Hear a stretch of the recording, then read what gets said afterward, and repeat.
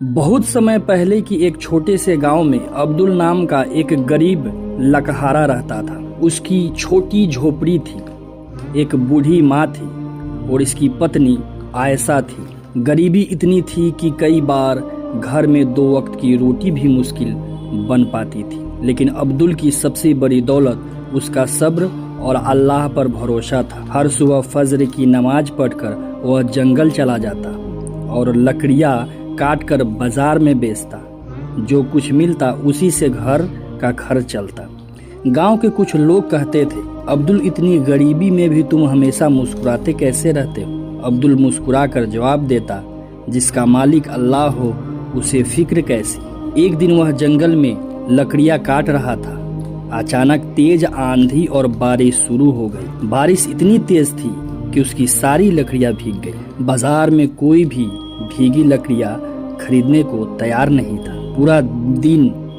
पूरा दिन मेहनत करने के बाद भी उसे 1 रुपया नहीं मिला। शाम को जब वह घर पहुंचा तो उसकी पत्नी ने पूछा, आज कुछ कमाई हुई? अब्दुल ने सिर झुकाकर कहा, नहीं, घर में खाने को सिर्फ सूखी रोटियां थी। पत्नी ने एक रोटी माँ के दी और दूसरी अब्दुल को देने लगी। लेकिन अब्दुल ने कहा, मैं पानी पी लूंगा, तुम खा लो। उस रात भूखा सो गया, लेकिन उसने शिकायत नहीं की। उसने सिर्फ इतना कहा, या अल्लाह तू बेहतर जानता है। कुछ दिन बाद उसकी बूढ़ी माँ बीमार पड़ गई, लेकिन दवा के पैसे नहीं थे। अब्दुल परेशान था। उसने सोचा, अगर आज ज्यादा लकड़ियाँ बेच दूं तो माँ की दवा आ जाएगी। वह सुबह जल्दी जंगल पहुंचा और देर शाम तक मेहनत करता रहा। जब लकड़ियाँ लेकर लौट रहा था तभी रास्ते में उसका पैर फिसल गया। सारी लकड़ियाँ नदी में बह गई। उसकी दिन भर की मेहनत एक पल में खत्म हो। उसकी आंखों में आंसू आ गए, लेकिन फिर उसने आसमान की ओर देखा, कहा, या अल्लाह,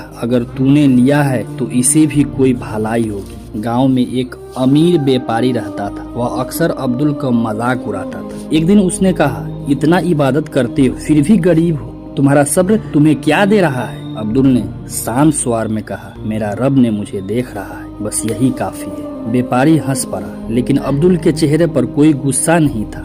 एक रात झोपड़ी में आग लग गई। देखते ही देखते उसका छोटा सा घर जलकर राख हो गया। लोग तमाशा देखते रहे। अब्दुल अपनी माँ और पत्नी को बाहर निकालने में सफल हो गए, लेकिन घर का सारा सामान जल गया। उसकी पत्नी रोने लगी। माँ भी परेशान थी, लेकिन अब्दुल ने दोनों को ढांढस बंधाया। उसने कहा, जो अल्लाह ने दिया था वही वापस ले लिया, वह चाहे तो इसे बेहतर भी दे सकता है। अगले दिन एक बूढ़ा मुसाफिर गांव में आया। वह बहुत थका हुआ था। उसने कहा, लोगों से खाने और पानी की मांग की, लेकिन किसी ने मदद नहीं की। अब्दुल खुद भूखा था, फिर भी उसने अपने पास बची हुई थोड़ी सी रोटी मुसाफिर को दे दी। मुसाफिर ने कहा, तुम्हारे पास तो खुद कुछ नहीं है, फिर भी मुझे क्यों दे रहे हो? अब्दुल ने बोला, अल्लाह की राह में दिया गया कभी भी कम नहीं होता। मुसाफिर मुस्कुराया और चला गया। कुछ दिनों बाद जंगल में लकड़ियां काटते समय अब्दुल को जमीन के नीचे लोहे का एक पुराना संदूक मिला। उसने संदूक खोला।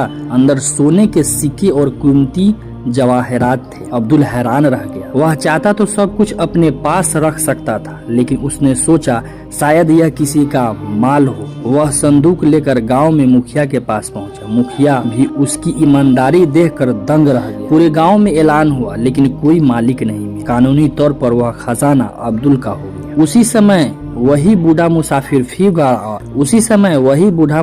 फिर गांव आया। इस बार वह अकेला नहीं था, उसके साथ कई लोग थे। पता चला कि वह एक बहुत बड़ा और नेक इंसान था। उसने कहा, मैंने तुम्हारा इम्तिहान लिया था। अब्दुल हैरान रह गया। मुसाफिर बोला, जब तुम्हारे पास कुछ नहीं था तभी तुमने मुझे अपनी रोटी दे दी।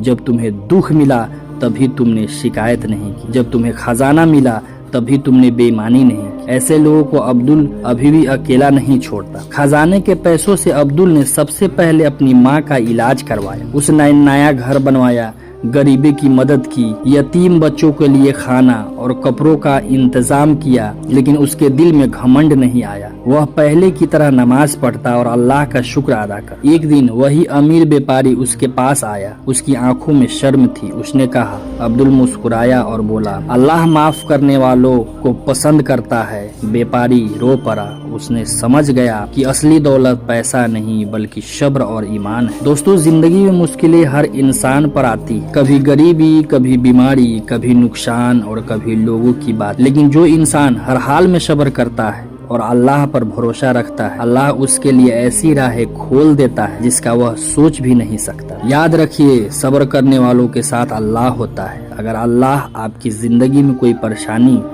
है तो हिम्मत मत हारिए। हो सकता है आपका इम्तिहान चल रहा हो और उसके बाद अल्लाह आपके लिए ऐसी खुशियां लिख चुका हो जिनकी आप कल्पना भी नहीं कर सकते।